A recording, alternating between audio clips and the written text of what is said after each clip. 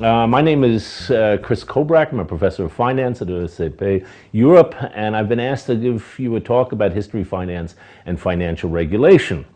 The idea is, what could we learn about some of the crises of the past?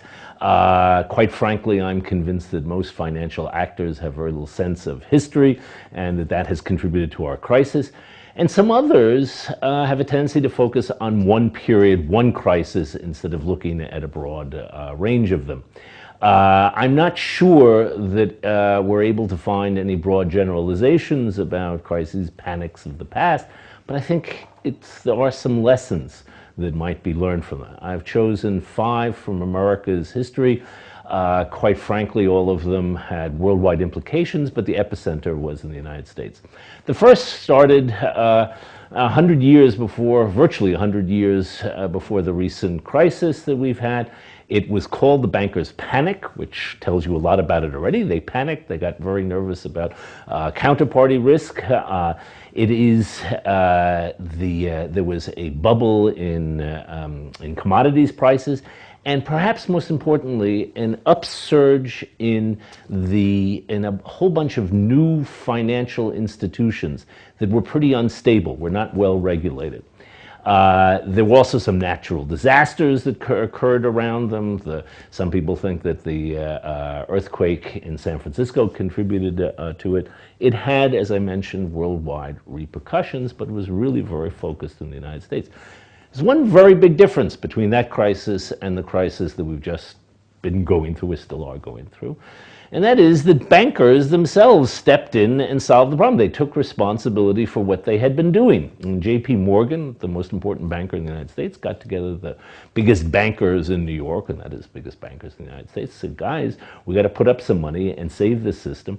And they did that. They lent some of the other institutions more money. They looked at the institutions that were very shaky, and what they did with them was they merged several of them, they closed others, and they put out a lot of bulletins saying, we have it in hand. Okay, this is a serious problem, but we're going to take care of it. And in fact, it shows that bankers can take personal responsibility for their actions. Now, the next big crisis is much more associated with continental Europe than the United States. But the truth is, probably the origin of it was the United States. It is the banking crisis that most people look at. It's the 1931 banking crisis, the classic worldwide banking crisis where there were failures, which in good portion of the developed world.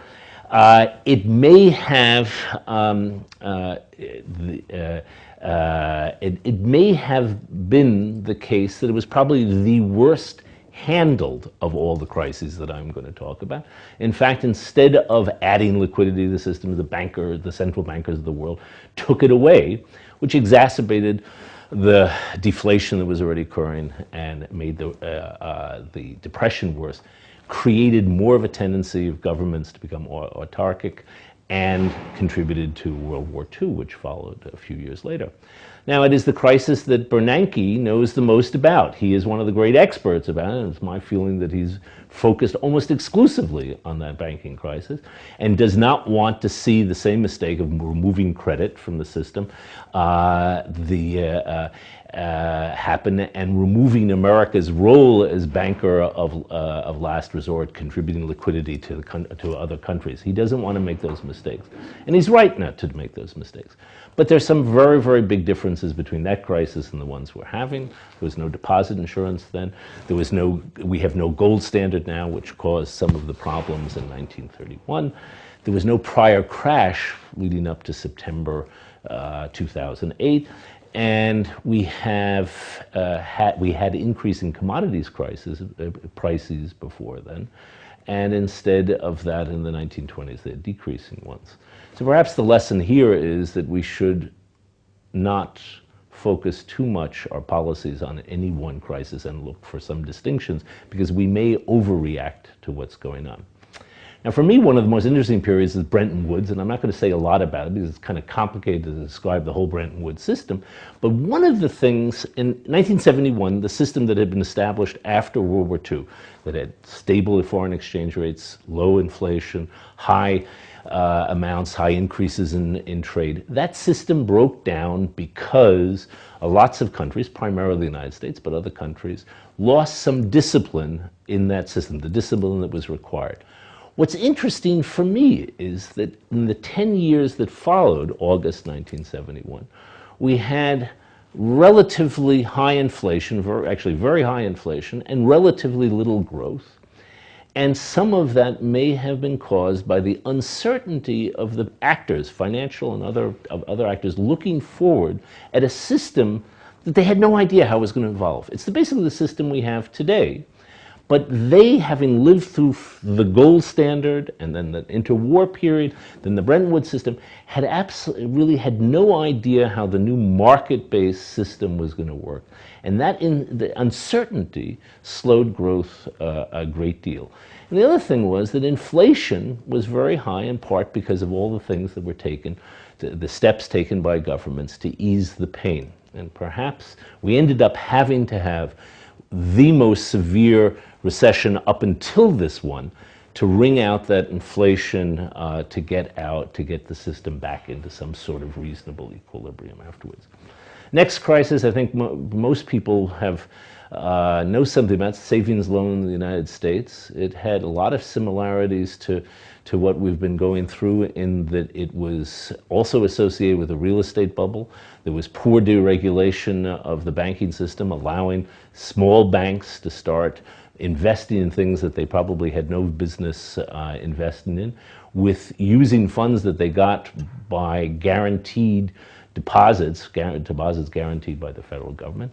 It ended up for years and years, American governments postponed dealing with it, and it made it worse. But once they did deal with it, they dealt with it in a very, very serious way, closed down a lot of banks, merged a lot of banks. And because of that seriousness, because of that very focused effort, it ended up costing a lot less than it would have otherwise. The last crisis I want to mention, for me, is the only way of describing it is a wake-up call to what we experienced in 2008. In the mid-1990s, the best and the brightest of American finance got together and created a hedge fund. They had two of the three people who had created the most famous model in finance, the Black-Scholes-Merton model.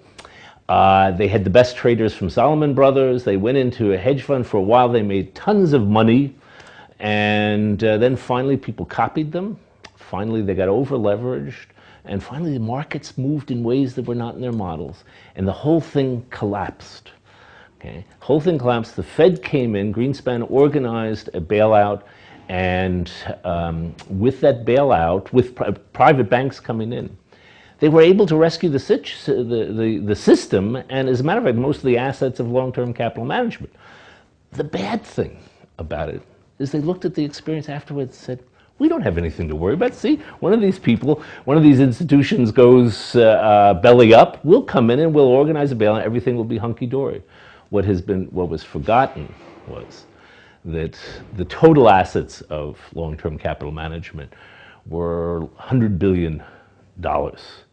Citibank alone, of kind of shaky assets in 2007, had 500 billion of these hard to price, hard to market, illiquid assets and liabilities.